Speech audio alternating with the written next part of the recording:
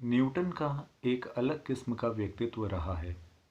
इस वैज्ञानिक को आलोचना जरा भी गंवारा नहीं थी और यही वजह थी कि विज्ञान को जन्म देने वाले इस वैज्ञानिक ने खुद को सभी फिलॉसफर से अलग कर लिया और खुद को कट्टरपंथी, धार्मिक और रसायन विज्ञान आदि कार्यों के लिए समर्पित कर दिया। घर लौटने के बाद न्यूटन ने नेचर ऑफ लाइफ और केमिस्ट्री को समझने के लिए खुद को पूरी तरह से इसके अध्ययन में लगा दिया। इस अध्ययन ने न्यूटन के कई विचारों को जन्म दिया और जिनमें से एक लॉ ऑफ ग्रेविटी था। इस महान वैज्ञानिक ने अपनी लाइफ में कई उतार चढ़ाव देखे थे, जैसे माँ का छोटी सी उम्र में छोड़ जाने से लेकर दोस्तों से मिले धोखे तक। न्यूटन की पर्सनल लाइफ डार्कनेस से भरी रही है। 1687 में 18 मंथ्स के गहन अध्ययन और प्रभावी रूप से नॉन स्टॉप काम करने के बाद न्यूटन ने फिलोसॉफी नेचुरलिस प्रिंसिपिया मैथमेटिका नाम की अपनी किताब को पब्लिश किया। इस बुक के साथ न्यूटन को अंतर्राष्ट्रीय पहचान मिली। उन्हें काफ़ी प्रशंसाएं मिली। उनके एक प्रशंसक थे स्विट्जरलैंड में जन्मे निकोलस फतियो, जिनके साथ उनका रिश्ता काफ़ी अच्छा था। लेकिन ये रिश्ता 1693 में तब समाप्त हुआ जब न्यूटन तंत्रिका अवरोध नर्वस ब्रेकडाउन से पीड़ित हो गए। यही वो किताब थी जिसने न्यूटन के 3 लॉज ऑफ मोशन को दुनिया के सामने उजागर किया। ये 3 नियम विज्ञान के हर सवाल का जवाब थे। 3 लॉज ऑफ मोशन ने न सिर्फ एलिप्टिकल ऑर्बिट को समझने में मदद की, बल्कि यूनिवर्स में चल रहे लगभग हर मोशन को समझने में मदद की। इस नियम ने बताया कि कैसे सूरज की ग्रेविटी से सभी प्लैनेट्स प्लैनेटरी ऑर्बिट में रहते हैं, कैसे चंद्रमा पृथ्वी के चारों ओर घूमता है और कैसे जुपिटर के सैटेलाइट्स उसके चारों ओर घूमते हैं।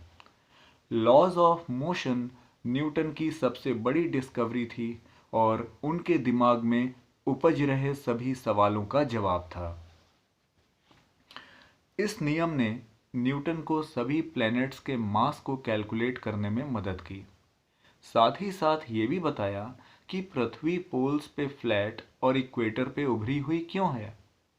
न्यूटन ने बताया सूर्य और चंद्रमा के ग्रेविटेशनल फोर्स की वजह से हमारी अर्थ पर टाइड्स बनते हैं। उनका मानना था ग्रेविटी यूनिवर्स में सभी चीज़ों को बैलेंस करने का काम करती है। न्यूटन सफलता की राह पर जितना ऊपर गए, उनकी लेग पुलिंग करने वाले कई वैज्ञानिक भी उनके साथ चल रहे थे।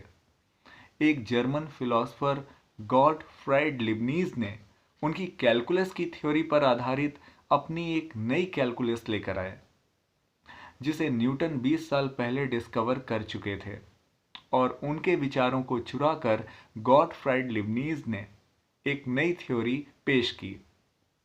लेकिन दुविधा ये थी, न्यूटन ने अपनी कैलकुलस को पब्लिश नहीं किया था।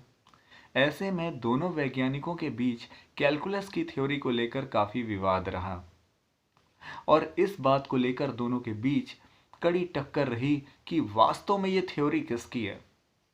लेकिन 1713 में उनकी इस परेशानी का हल मिल गया, जब न्यूटन 20 साल पहले नोट्स की हेल्प से ये साबित कर पाए कि ये थ्योरी उन्हीं के द्वारा लिखी गई है। गॉटफ्राइड लिबनीज कोई पहले वैज्ञानिक नहीं थे जिन्हें न्यूटन के वर्क और उनकी पर्सनालिटी से चिढ़ थी, बल्कि रॉबर्ट हुक जैसे वैज्ञानिक भी न्यूटन को नीचा दिखाने का मौका नहीं छोड़ते थे। लेकिन इस वैज्ञानिक के लिए ऐसी अड़चनों के लिए कोई अस्तित्व नहीं था। अपने जीवन काल में न्यूटन ने कई आविष्कारों को जन्म दिया। विज्ञान से लेकर राजनीति तक न्यूटन ने हर क्षेत्र में अपना हाथ आजमाया और सफल भी रहे। 193 IQ वाले इस वैज्ञानिक ने मॉडर्न फिजिक्स को बनाया, लेकिन उनका मानना था साइंस वर्ल्ड एक ओशियन की तरह है जिसके बारे में हम सिर्फ एक बूंद ही जानते हैं।